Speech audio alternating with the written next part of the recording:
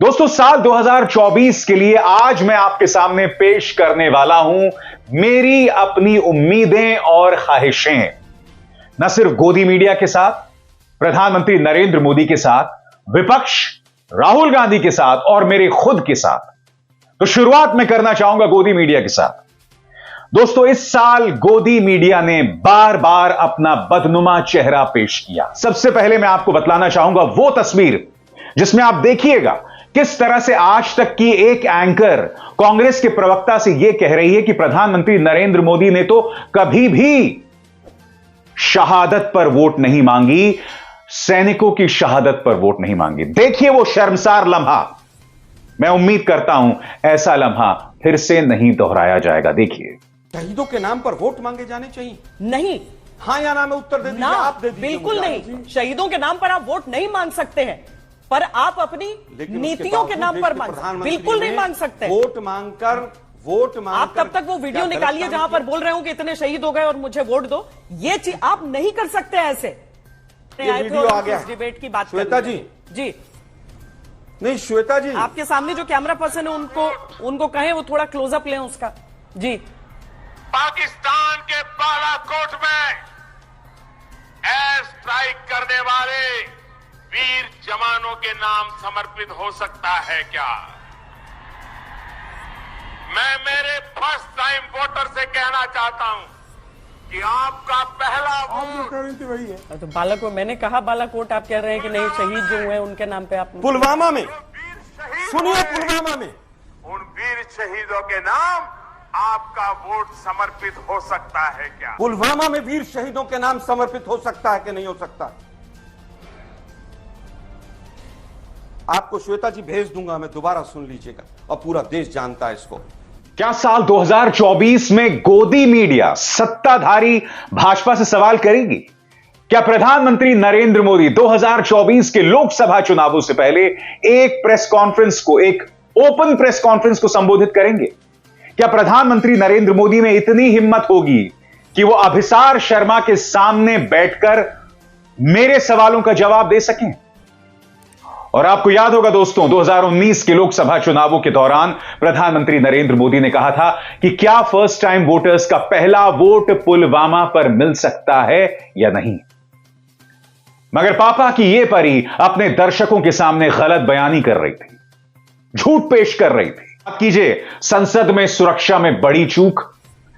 Smoke canisters लेके दो लोग पहुंच जाते हैं, दर्शक दीर्घा से नीचे कूदते हैं। मगर बात वहां नहीं खत्म होती है। उसके बाद वो स्मोक कैनिस्टर एक पत्रकार के हाथ में आ जाता है और फिर जो ड्रामा होता है, उसने अंतर्राष्ट्रीय तौर पर भारतीय पत्रकारिता की नाक काटी। वो लम्हा देखिए दोस्तों। ये आप अंदाजा लगा सकते हैं, पर इसलिए ये सबसे बड़ा महत्वपूर्ण सवाल है क्योंकि बतौर पत्रकार जब हम जाते हैं प्रेस गैलरी में, जब हम प्रेस रुक सही तो सदन के भीतर जिस वक्त हम लोग जाते हैं, कैमरे पर इस वक्त लगातार हम आपको स्मोक निकालने की कोशिश कर रहे थे।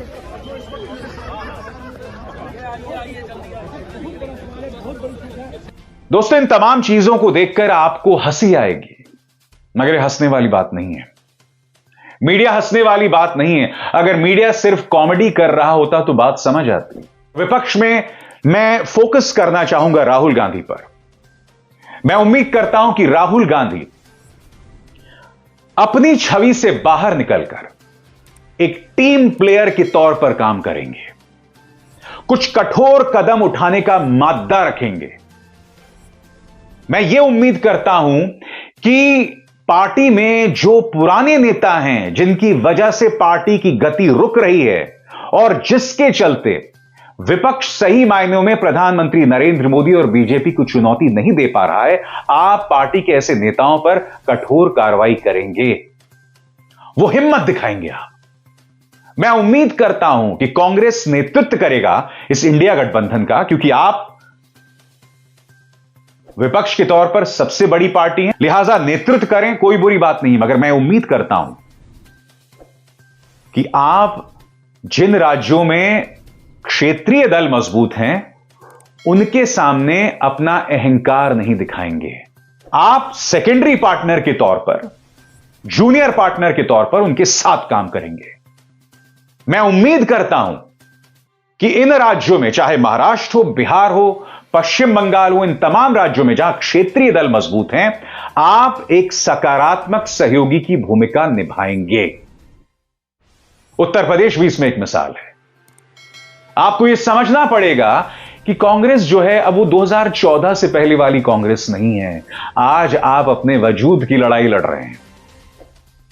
इस वक्त भाजपा का जो जगरनॉट चल रहा है, जो रथ चल रहा है, जिसमें मीडिया का साथ है, प्रचार तंत्र का साथ है, एजेंसीज का साथ है, सीक्रेट इलेक्टोरल बॉन्ड्स का साथ है, आपको यह बात समझनी पड़ेगी कि अगर आप नहीं सुधरे तो आप 50 के नीचे आ जाएंगे। इसलिए बहुत जरूरी हो जाता है कि अहंकार को त्यागिए, पुरानी सोच को त्यागिए और सही मायने में जनता को विकल्प दीजिए। भाजपा के पाले में आकर मत खेलिए, जो कमलनाथ ने मध्य प्रदेश के चुनावों में किया था, जहां वो धीरेन्द्र शास्त्री के सामने नतमस्तक हो रहे थे। नहीं, इस राजनीति से बाज आइए। बहुत जरूरी हो जाता है कि आप जनता को बताइए कि हम किस तरह से एक नया संवाद देश में पैदा करना चाहते हैं। आपकी वो सोच काबिल तारीफ है कि नफरत के बाजार में मोहब्बत की दुकान बहुत वाजिब है, मगर उससे आगे बढ़िए, उसे एक्सपैंड कीजिए। बताइए कि यह मोहब्बत की दुकान है क्या। बताइए कि इस मोहब्बत की दुकान में हर किसी के लिए जगह है। जरूरी हो जाता है। आप न्याय यात्रा शुरू कर रहे हैं मणिपुर से मुंबई तक। मैं उम्मीद करता हूं कि इस न्याय यात्रा के जरिए सही मायनों में एक तरफ ये यात्रा चलती रहेगी, दूसरी तरफ जनता के सामने कांग्रेस और साथ में विपक्षी गठबंधन इंडिया दोनों मिलकर एक वैकल्पिक विचार पेश करेगी। मैं आपको याद दिलाना चाहूंगा गांधी मैदान में तेजस्वी यादव का बहुत ही असरदार भाषण, जब उन्होंने जनता से पूछा था कि तुम्हें हिंदू मुस्लिम चाहिए या नौकरियां चाहिए। एक बहुत ही सामान्य सा संबोधन, मगर असर कर गई।